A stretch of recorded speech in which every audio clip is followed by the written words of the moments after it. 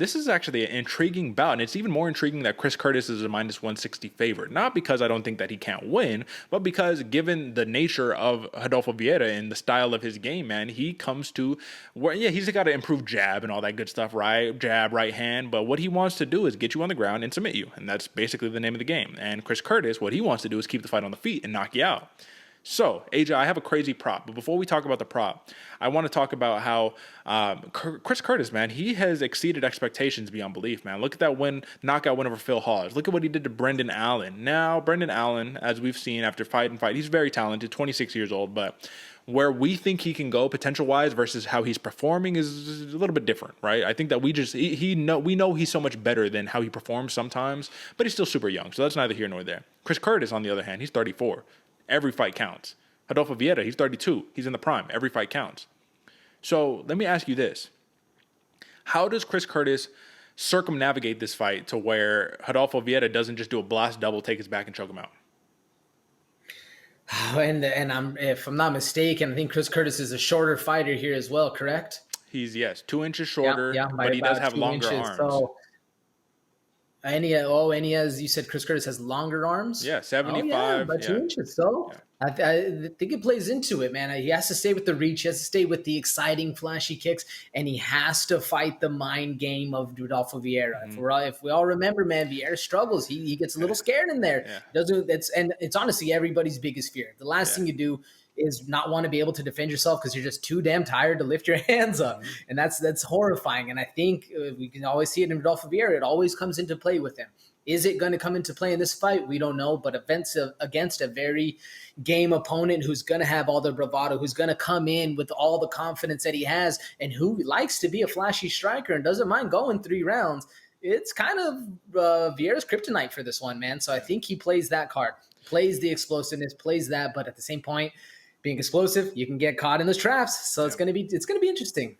Absolutely. And I will say that Chris Curtis, man, you cannot bet against this man at this point, man. I think that especially because he trains with Sean Strickland a lot, right? He's done a lot of his work over there at Extreme Couture. I think what's really interesting about it, and I'm pretty sure it's Extreme Couture, but I think what's really interesting about it, man, is that if he can just get the sprawls going, man, keep his hips back, get away from Rodolfo Vieira, and just jab him up to death, man, hit him with that big right hand, hit him with those big blows that get those knockouts. Look at his last 5 wins. First round knockout, decision win, third round knockout, man. He has the power in his hands to put anybody out. And Rodolfo Vieira specifically, yes, he does tend to hyperventilate in his corner, you know what I mean? He does tend to gas out come third round. But in his last fight, which was a very back-and-forth war against Dustin Stoltzfus didn't nearly have the power in his hands that a Chris Curtis has. So I like Chris Curtis here. I think that the number one threat is Vieira just taking his back and putting him in a compromising situation. But if you look at Chris Curtis, who is a very experienced MMA fighter, man, he has, 36 career MMA fights? He's only been submitted once.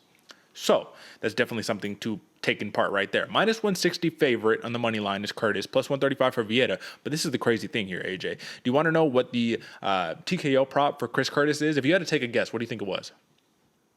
By the way you're leading in with it, man, I'm thinking like 1,200 or something like that. What is it? Better.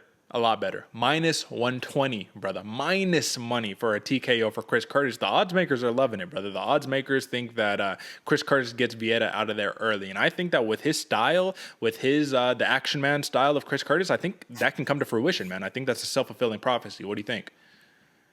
Yeah. No, this is, like I said, man, I think Chris Curtis is Rodolfo Vieira's kryptonite. I mean, nonetheless, fight style, but mentality-wise as well. Man, minus for a knockout. Kind of crazy. So let's talk props, man. For Rodolfo Vieira, a submission prop, which is even crazier, plus 190. So, I mean, Umar Nurmagomedov has a better submission prop. Thiago Moises has a better submission prop.